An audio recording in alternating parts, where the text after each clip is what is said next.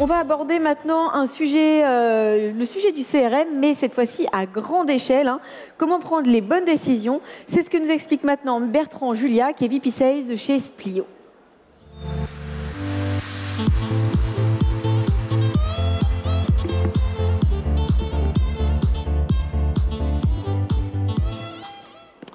Bonjour à tous, merci d'être ici. Alors je vous propose de changer légèrement d'univers pour parler en effet CRM et hyper-personnalisation aujourd'hui.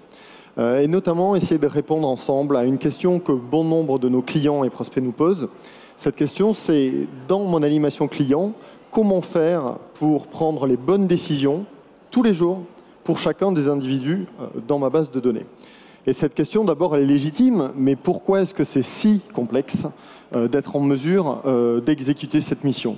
Bien, avant tout, évidemment, parce que ces décisions sont motivées par une data qui va nous permettre d'orienter nos choix. Et cette data, au fil des années, a largement grandi en volume et à profondeur. Et donc ça, c'est une très bonne nouvelle. Bien évidemment, ça va permettre d'éclairer ces choix, de préciser ces choix.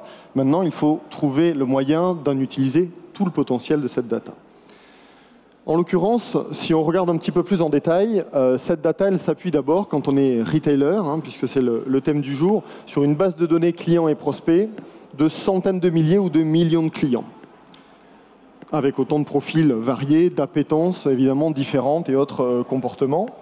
De l'autre côté, un plan CRM dont disposent les équipes, qui lui est composé, pour animer cette base client, d'une multitude de campagnes, d'actions possibles autour de plusieurs canaux et touchpoints disponibles également. Et enfin, une animation CRM, ou plutôt un plan d'animation CRM qui va se dérouler tout au long de l'année avec évidemment des temps forts, des temps faibles à respecter, mais aussi des tactiques plus commerciales en lien avec le plan d'action commerciale qu'il faut savoir soutenir. Et c'est ça, donc la réalité des équipes CRM désormais, d'être en mesure, parmi toutes ces combinaisons possibles et toutes ces données, d'identifier et de prendre la bonne décision pour chaque individu. Et d'ailleurs, cette bonne décision, c'est important de la définir. Selon nous, cette bonne décision, c'est celle qui sera en mesure de réconcilier les enjeux de votre marque et les intérêts de vos clients. Et c'est derrière ce point de convergence que se trouve la décision pour chacun des clients qui vous permettra de générer le plus de valeur pour chacun d'entre eux. Et c'est là qu'on intervient chez Splio avec notre nouvelle plateforme SaaS d'individuation qui va jouer le rôle de centre décisionnel, piloté par vos équipes CRM habituelles et qui va leur permettre de piloter toute cette animation avec une plateforme située entre votre base de données clients et l'ensemble de vos canaux et plateformes d'activation. Alors je vous propose une petite mise en situation pour illustrer toute la complexité qui se cache derrière l'identification de cette bonne décision, finalement. On prend un exemple ici extrêmement simplifié pour l'exercice, l'exemple d'une cliente parmi tous les vôtres, Julie en l'occurrence, et on sait que Julie aujourd'hui a en tête, dans l'ensemble de l'offre que vous pouvez proposer, 2 produits qu'elle aimerait acheter. Ces 2 produits, c'est d'un côté une bande dessinée. Julie aimerait offrir sa première bande dessinée à son fils. Et de l'autre côté, c'est une machine à café. Aucun lien entre ces 2 produits dans l'ensemble de l'offre que vous proposez.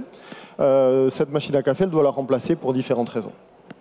Si on se positionne dans les bots des équipes CRM, on a la chance de pouvoir s'appuyer sur de la data qui va nous permettre d'orienter le choix de cette bonne décision.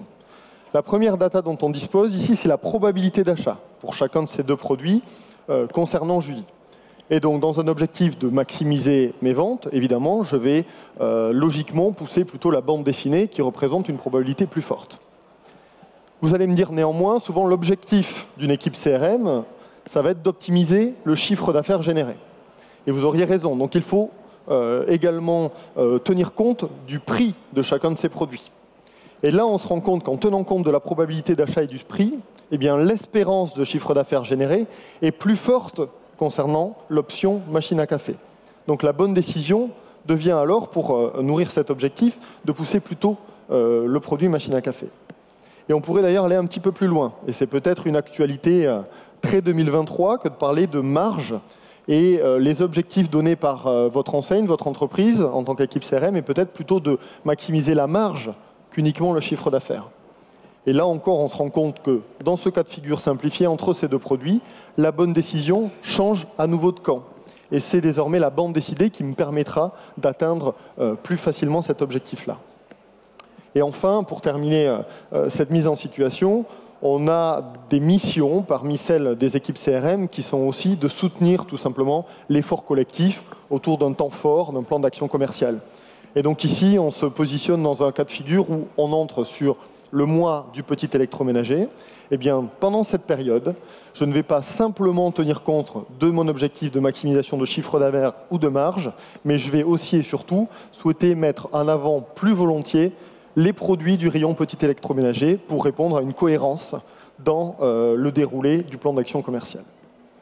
Alors cet exercice, vous l'aurez compris, simplement pour mettre en avant le fait que parmi toutes les combinaisons possibles, une seule va réellement être en mesure de réconcilier vos enjeux de marque, on l'a vu ici, avec les intérêts de vos clients.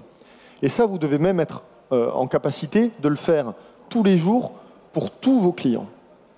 Et c'est ici qu'on intervient avec notre plateforme d'individuation qui, pilotée par vos équipes CRM et marketing, vont leur permettre d'abord d'intégrer l'ensemble de ces composantes, vos objectifs de marque, vos enjeux et bien sûr toute la donnée client.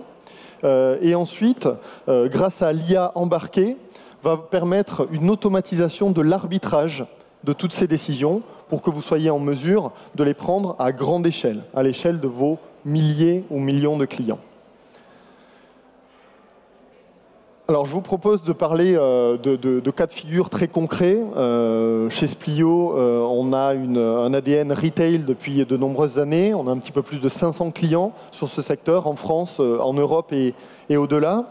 Et en l'occurrence, déjà plusieurs dizaines de clients sur cette nouvelle plateforme d'individuation. Ici, un cas Saint-Maclou, en l'occurrence, qui est utilisateur de cette plateforme depuis près de 2 ans maintenant. Et Saint-Maclou a pu constater plusieurs bénéfices clés. Le premier bénéfice, c'est un bénéfice en performance commerciale.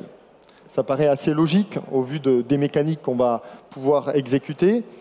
En réalité, c'est plus de 10% de chiffre d'affaires par client actif. Un client actif, c'est un client qui avait acheté sur les 12 derniers mois. Et bien, d'une année sur l'autre, plus 10% de chiffre d'affaires additionnel.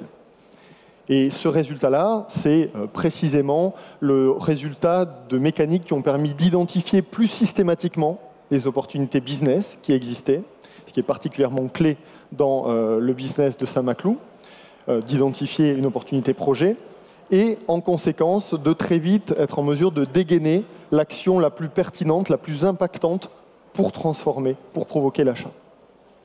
Deuxième bénéfice clé, un gain en pertinence dans la relation client proposée. On l'a vu notamment lorsque les équipes ont mis en place des tactiques pour réveiller leur base de clients endormis.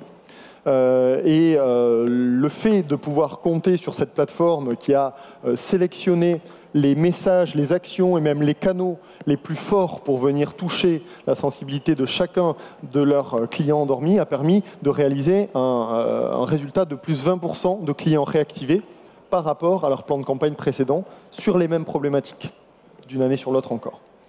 Et enfin, il me semblait important de vous parler de l'organisation Saint-Maclou. Saint-Maclou, c'est des équipes relativement courtes. C'est 2 personnes, plus précisément, dans les équipes CRM. Ces équipes n'ont pas grandi, elles n'ont pas grossi en taille depuis qu'elles utilisent cette plateforme-là. Et en revanche, à ISO Ressources, donc, ils arrivent désormais à gérer 2 fois plus de campagnes actives chaque jour, en s'appuyant tout simplement sur l'intelligence artificielle et la plateforme qui permet de gérer l'ensemble de leurs tactiques et mécaniques à grande échelle.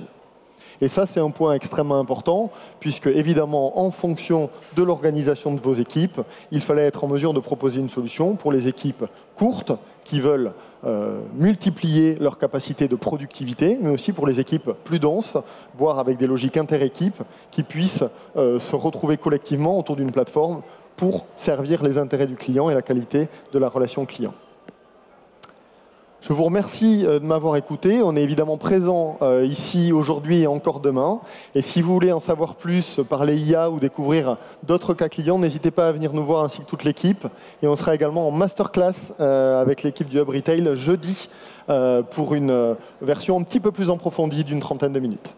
Merci à tous.